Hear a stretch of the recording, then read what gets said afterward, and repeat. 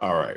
What is going on, Discord and YouTube family? And welcome back to another edition of Market Review with me, T. Hobbs. Today is Saturday, September the 27th, 2025, year of our Lord. And we will be breaking down price action on the S&P 500, NASDAQ, and Dow Jones. The Russell and gold futures, I'll break down those specifically for those in the Discord only.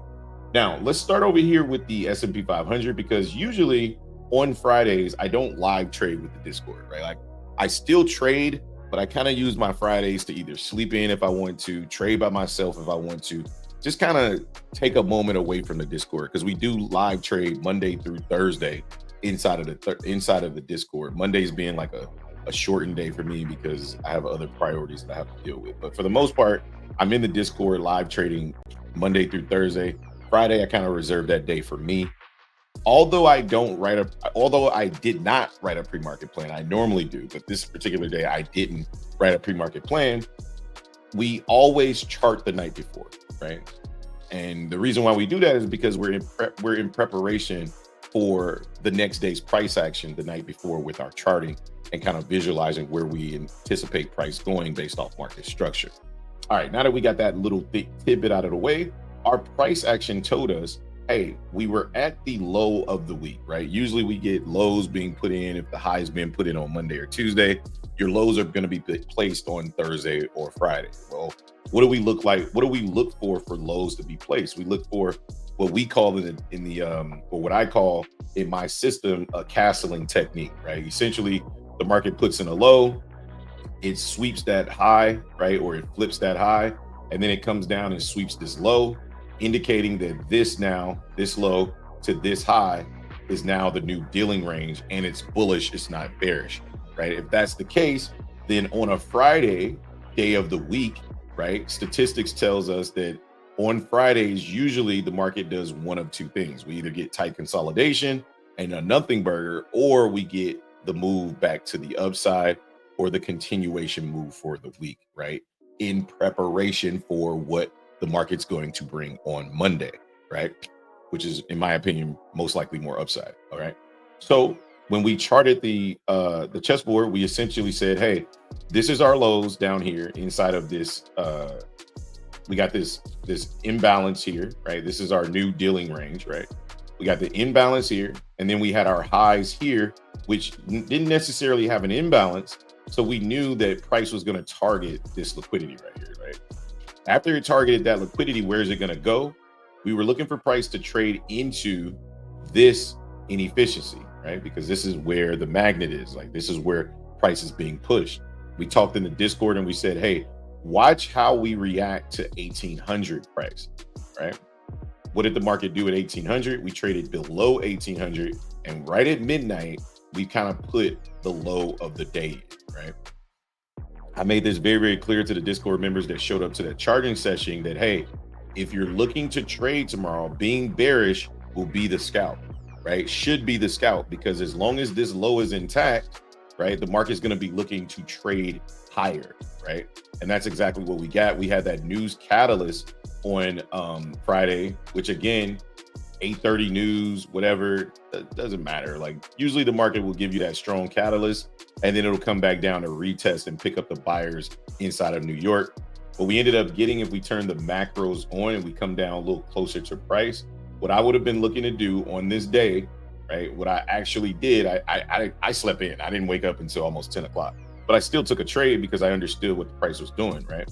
But if I was trading the morning session, one of two things. We look for a break and a retest above the chessboard high. We got the break above the chessboard high at 840. At 9:30, we came down for the retest. There's your long right off the weekly fib. You go ahead and you target right into the 2-hour resistance, which should lead you to about 10 o'clock price, right? 950 high. We trade up into 950, and had I not taken these longs here, I would have been looking to short 950, 10 o'clock, trading right back down and looking for the market to create a new sequence high at these highs. Now we got a new dealing range that developed, right? After we took out that previous high, which was this low, right, to this high, the market traded above that, broke the structure, right? And now came down and started the sequence over again. Needed to sweep this low, right? Put in this double bottom right here. And this is where I took the market long from on this double bottom here, right? I took the market long at 66.65. I was targeting this 2-hour resistance zone, but you know what? It was a Friday. I put nice size on.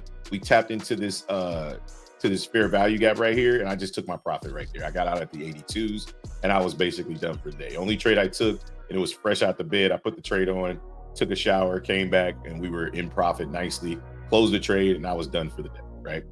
Ultimately, price traded right into what I would have placed as my pre-market plan. I didn't write it, but I write my pre-market plans every single day for you guys, and that will never ever stop, right? So what do we do to start to end the day that makes me think we're going to go more bullish? If you've been in a Discord long enough, then you understand that what I look for is how the market reacts to 1 o'clock price in relationship to 3 o'clock price. If I get 3 o'clock or 1 o'clock to bring the low, or the PM session low is being placed before 3 o'clock forms, then I'm looking for more upside. You can see how the market 1 o'clock brought the low, 3 o'clock brought the high. I'm looking for the market to trade up higher, maybe even into this in-wall for a retest of this in-wall. And if we get back on the other side of this in-wall inside of the 19s, I can see us going up for higher prices. Vice versa, if 1 o'clock was to bring this high, 3 o'clock brings the low, which I'll show you on a different instrument later, then I would expect the market to trade down first before making us more bullish, or more bullish on the week, right? So very, very clean price action, in my opinion, on the S&P 500. Honestly, this was 5 days of really clean price action, which is rare.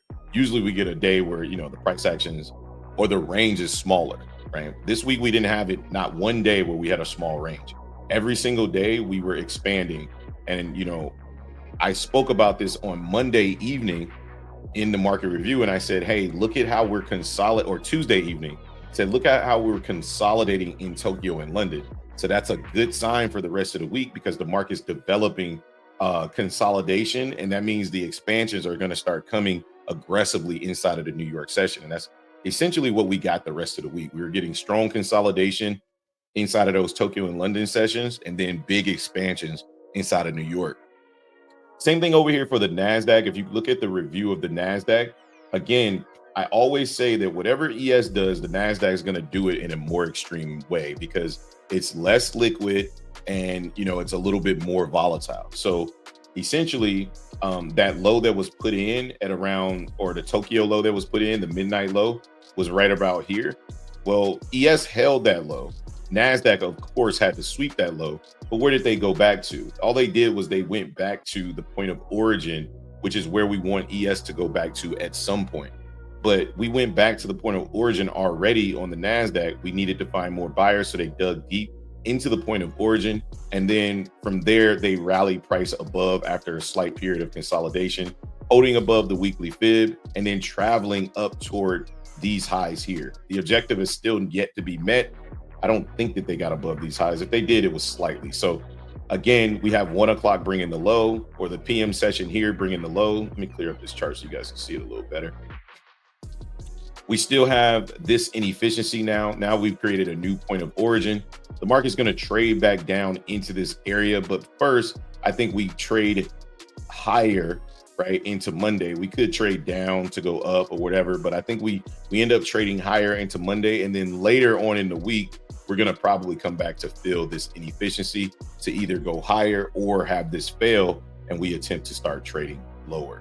The NASDAQ was very clean as well all week long. It was a very, very clean instrument to trade. I think that the 3 instruments we trade on a daily basis, i.e. the NASDAQ, ES, and NASDAQ, ES, and the Dow Jones, some of us also trade RTY and gold. I think that those 5 instruments are a really good arsenal. If you're a beginner trader listening to this video, I think that if you're not trading one of those 5, then you just got to be careful out there, because a lot of these instruments aren't as liquid as those 5 I just named. All right. Moving on to the Dow Jones, as far as the delivery sequence on the Dow Jones, we turn on the macro time again. I don't know where my macro time went over here, so we just have to load these indicators back up. There we go. Good. I like to review the market looking at the lens through time and structure, right? Like, I don't care which one comes first. Like I see silly arguments on YouTube all the time or on Twitter where like it's price before time or it's time before price. Who cares? Right? Like get in line with the sequence of price, period. If that means that you need to use time to get there, by all means do it. But don't waste your time arguing about things that don't matter. What matters is, can you make money, right? And do it consistently. That's what matters. But ultimately, we had the same particular plan here. We go back and we look at midnight price. We look at 1800. We see that the development of price down here was the exact same as the S&P. If you follow the Dow Jones and you follow the S&P 500, you'll understand that structurally, they hold structure a lot better than that of the NASDAQ. And it's the reason why I prefer to trade those two more so than I like to trade the NASDAQ. The NASDAQ is tradable for me. I just prefer the other two over the NASDAQ. I still use it as a gauge though. You can see right here, we had 1 o'clock's low, right? This is 1 o'clock price here. This is the low of 1 o'clock, right? Just kind of giving you an idea of what I'm talking about. 1 o'clock brought the low, 3 o'clock brought the high. And then as long as we stayed above 3 o'clock price or 1 o'clock price, it essentially meant that we were consolidating to go higher. That's exactly what we did. We held these lows at around 1 a.m. That was basically the low of day. We traded above these highs here inside of 3 a.m. 5 a.m. price came back down, these are important macros inside of London. So if you don't know the significance of those, please DM me or talk to me afterwards. We come back into these highs right here, held court at 46,309. And then what's going to be the target? It's going to be all this liquidity here and then the 1 hour resistance. Again, all of these levels are not hindsight levels. We draw these levels every single day. As a matter of fact, when I get done with this video, we're going to draw levels for for Monday's price action. Okay. We target these levels, we break and we retest the chessboard high. We target right into the 1 hour resistance at 46,632. What time do we get here? Right at 10 o'clock. The market finds sellers right at 10 o'clock and then trade right back down into this area, puts the double bottom in, and then boom, you can take another long, we break and we retest the chessboard again, pushing right back into the same level. These two are basically the exact same trades, right? The difference here on the Dow Jones moving forward, sometimes you get the Dow Jones doing its own thing. So it doesn't surprise me that 1 o'clock brought the high up here and then 3 o'clock brought the low, indicating strong selling because it's probably going to do what it's supposed to do, which is come back down here, feel this inefficiency before heading back to the upside or losing this area and then going all the way back down to close this inefficiency here down at 46,162 prior to trading higher. They all move about the same. It's just you got to understand that structure is going to rule everything. So whereas the Dow Jones may trade down, the ES may stay up until further time in the week. The last thing I wanted to go over is exactly what happened with the volatility index. As we continue, I definitely thought I was sharing this screen. Give me a second. There we go. There we go. As we continue on through the week and we get to the top-down analysis, what you'll hear me discuss consistently is the volatility index and its consolidation at the low. At some point, we're going to sweep this low right here, and we're going to tap into this bad news area. Now, what that bad news is going to be, you have to stand by until the top-down analysis, because I got a couple theses leading into the next week, right? What that bad news could be. But at some point, we're just dancing around this area. We can continue to sell. At some point, we're going to drop into this bucket. It's going to be fast. As the market drops into this bucket, the stock market is going to rally, and it's going to be an aggressive rally. It's going to be the type of rally where you think it's never coming down, and the market is going to set the trap. When that happens, that will be the liquidity sweep of the year. That will be the top of the market for a while, right? And then the bears will start to take over.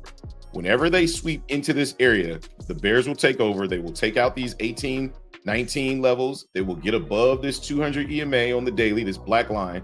Once they get above and retest this, we're going to be headed back up to this level, right up to these 42s. You can mark my words. I've seen it 1,000 times. No matter how long this bull market keeps going, eventually the bears will start to take profit. I mean, the bears will start to take over this market, and it's the VIX that is going to lead me, right, into understanding when and where that's going to happen. But for now, what do we have? We have the VIX putting in a low here, sweeping these highs, right? This is the warning shot. This is telling us, hey, we're trying to turn bullish, just so you know. They swept these highs, right? If the market was not trying to turn, if the VIX was not trying to turn bearish, it would not sweep these highs. Trust me when I tell you that. It wouldn't do it, right? The fact that it swept these equal highs, that means it's going to come back down and liquidate these lows. And that's why I think we're going to tap into these lows here, right? Once it fills this gap down here, right? I don't know what that is. Once it fills this gap down here, that's when you should be very concerned if you're holding long time bull positions. Multiple things can happen to stop it from sweeping this gap. One of those things is contract rollover, October 15th. You see, every time we get down to these lows, we do it right at contract rollover, then we pop back up, and then we can just do that over and over and over and over and over again. The market can still do that. The market can still continue to do that. I'm just saying, whenever it comes down here, especially if it does it in the beginning of the month, a few days before the contract rollover, that's going to be the top of the market. Until that happens, I'm going to remain bullish, right? There's no reason to switch to being a bear, right? I'm going to always pay attention. I mean, always pay attention to things that could potentially flip the market, because I want to be in tune on what the market is doing. But for now, to make myself extremely clear, the market is bullish until proven otherwise. The higher time frame, monthly, 3-month, weekly, are all bullish. So if you want to be a bear, that's fine. Just understand that you're going to be bearish for short term, because the market is trying to continue to churn in the upper range until further notice. That being said, this is your market review. My name is T. Hobbs. This is the Trader Shop. Please make sure you hit the like and subscribe button, aka tip the barber.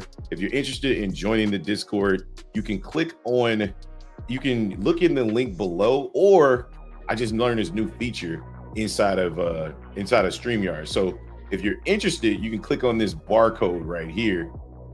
Wait, let me see how you do this thing here. Oh, there it goes. All right, you can click on this little barcode right here, and it'll take you straight to the Discord link in the description down below. The price is $40 per month. I try not to do a lot of things for free. I'm a capitalist, right? So the price is $40 a month. If you're interested, it will go up in 2026. So lock in at those prices. If not, continue to listen to the market reviews, continue to listen to the top-down analysis, and continue to listen to any other videos that I put out here for free. I'm not trying to force anybody into joining and paying for a Discord membership. I want that to be very, very clear. But if you're struggling in your journey and you think that what I'm offering can help you, by all means, join the Discord before the price increases. That being said, my name is T. Hobbs. This is the Trader Shop, and I'll catch you guys on the next one, man. Peace.